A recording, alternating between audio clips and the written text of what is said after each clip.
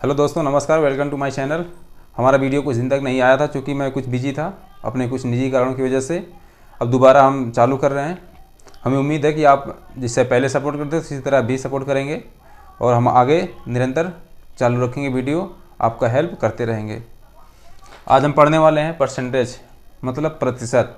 प्रतिशत एक ऐसा चैप्टर है जिससे अगर आप अच्छी तरीके से पढ़ लिए तो उससे आपको बहुत से चैप्टर एक साथ कवर हो जाते हैं।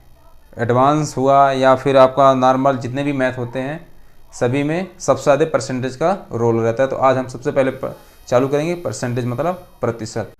हम प्रतिशत चालू करेंगे। प्रतिशत का मतलब होता है 100। कोई भी चीज़ अपने आप में 100% होता है, आप भी जानते हैं अच्छी तरह से, हम भी जानते हैं। तो कोई भी चीज़ अपने आप में 100 होता है, मतलब कोई भी चीज़ अपने आप में 100% है। इसको आप लिख सकते हो कि 1 के बराबर 100%। फिर इसका आधा करेंगे 1/2, मतलब हो गया 50%। ये इस तरह इसलिए मैं बता रहा हूँ, ये कुछ चीज़ें बेसिक चीज़ें हैं जो आपको लगेगा कि इसलिए पढ़ा रहा है, बिना मतलब का पढ़ा रहे हैं, तो हमको आता है। मुझे भी पता आपको आता है, लेकिन फिर भी एक बार इसको पढ़ाना और एक बार ज़रूरी है कि सरसरी निगाह से आप उसको देख लो। तो बस आप समझ लो कि एक बार देख रहे हो, इसी हिसाब से लिख लो। खाली 1/2 हो जाएगा 50%। 1/3 करेंगे, ये हो जाएगा 33.33% हो जाएगा। फिर 1/4 बराबर हो जाएगा आपका 25%। 1/5 आपका हो जाएगा 20%।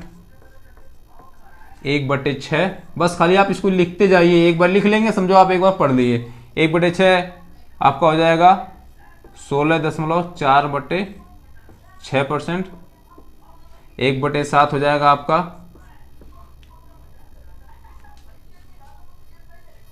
14.2/7% हो जाएगा। कुछ परसेंटेज है जो आपको कम से कम आपको 10 तक, 1/10 तक तो याद ही होना चाहिए। 1/8 हो जाएगा आपका 12, 1/2%। उसके बाद आपका हो जाएगा 1/9, 11, 1/9% और 1/10, ये आपका हो जाएगा 10%। ये तो आपको एकदम ओरली याद होना चाहिए। जहाँ तक हो कि आपको एक बार देखो तो तुरंत आपको याद आ जाए। मान लीजिए आप ये परसेंटेज देखें 14/2/7, आपको दिमाग में तुरंत आना चाहिए 1/7। आप कहीं 12.5, 1/2 देख रहे हैं तो 8%, इस तरह आपको याद होना चाहिए। ये तो हो गया हमारे सिंपल परसेंटेज। अब कुछ एग्जाम में कुछ स्पेशल परसेंटेज देते हैं, उसको हम कैसे निकालेंगे। जैसे मान लीजिए 1/12 है,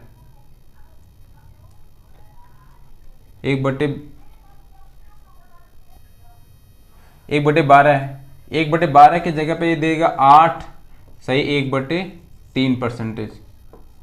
अब इससे देखिए एग्जाम में क्या करें, दे देगा 5/12। तो क्या करेंगे हम, इसमें 5 का गुणा कर देंगे। 5 × 8 1/3, तो गुणा करेंगे 8 × 5 = 40। अब 5 का नाम 5/3, इसे इसमें भाग कर देंगे, हो जाएगा ये 40। और ये भाग करेंगे 5/3, ये 5/3 हमारा हो जाएगा कैसे, 1, 2/3। इस तरह आप जानते हैं, इसलिए हम आपको डिटेल नहीं बता रहे, बस लिख दे रहे हैं। ये हो जाएगा आपका 40, 1, 41। तो 40 के हम लिखेंगे 41, 2/3%। अब इसका मतलब क्या हुआ, इसका मतलब ये हुआ कि 5/12, अगर एग्जाम में कहीं दिया रहे 5/12, तो इसको आप सीधे सीधे समझिए कि ये लिखा हुआ है 41, सही, 2/3%।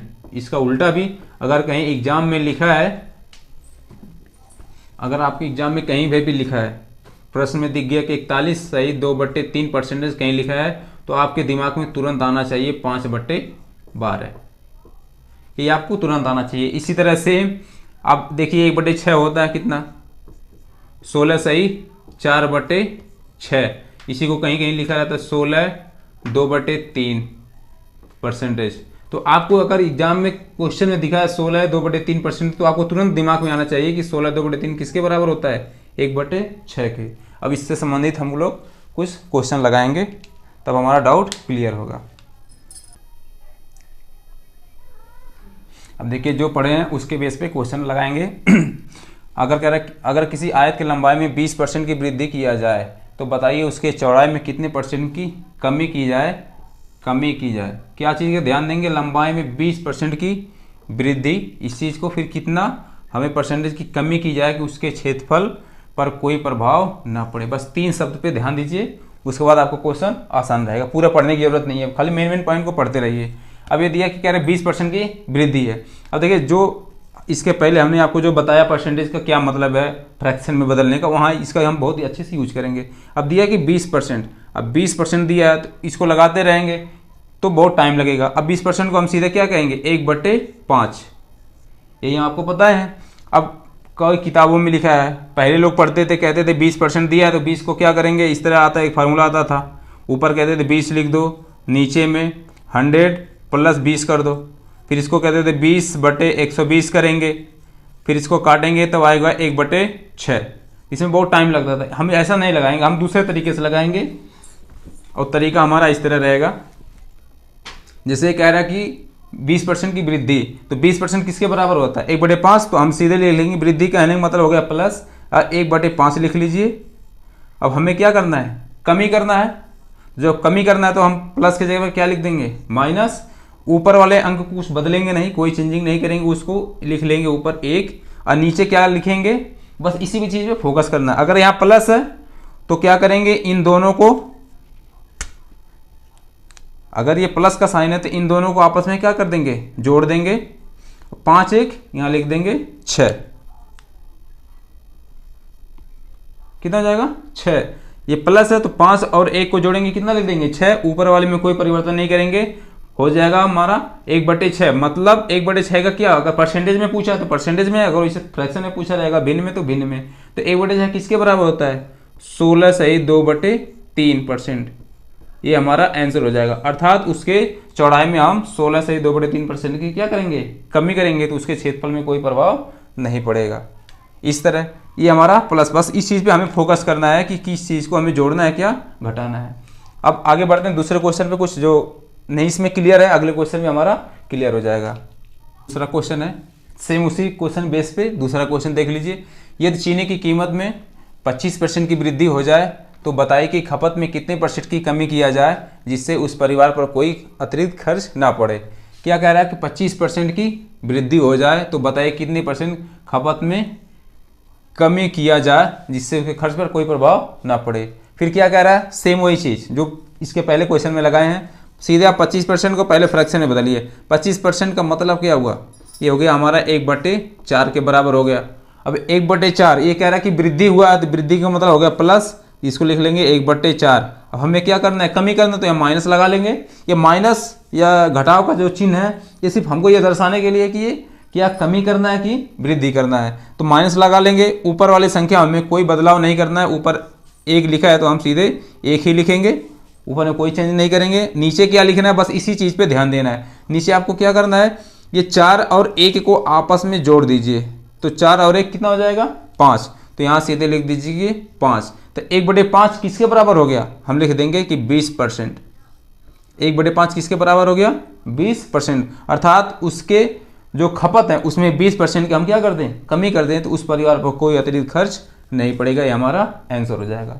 एकदम इसको आंख मूंद के आप कभी भी इस तरह के क्वेश्चन जितने भी आते हैं आप एकदम आसानी से लगा सकते हैं, इसमें कोई दिक्कत नहीं होगा। अब मैं गारंटी लेता हूं कि आपको कभी गलत नहीं होंगे।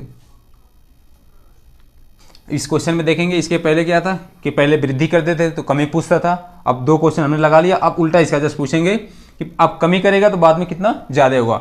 एक होता है कि लंबाई चौड़ाई में कुछ तरह खपत में चीनी की वृद्धि में करता है, और एक तीसरा इस तरह पूछता है जिससे कह रहा है अगर अंश की आय आदर्श से 16 सही 2/3% कम है तो बताइए आदर्श की आय अंश से कितना % ज़्यादा है। इसमें कुछ नहीं करना है, बस वही रूल फॉलो करना है जिसमें टेंशन लेने की कोई ज़रूरत नहीं है। ये क्या लिखा 16 सही 2/3%। इसको अगर आप फ्रैक्शन में बदलेंगे भिन्न में तो कितना हो जाएगा 1/6।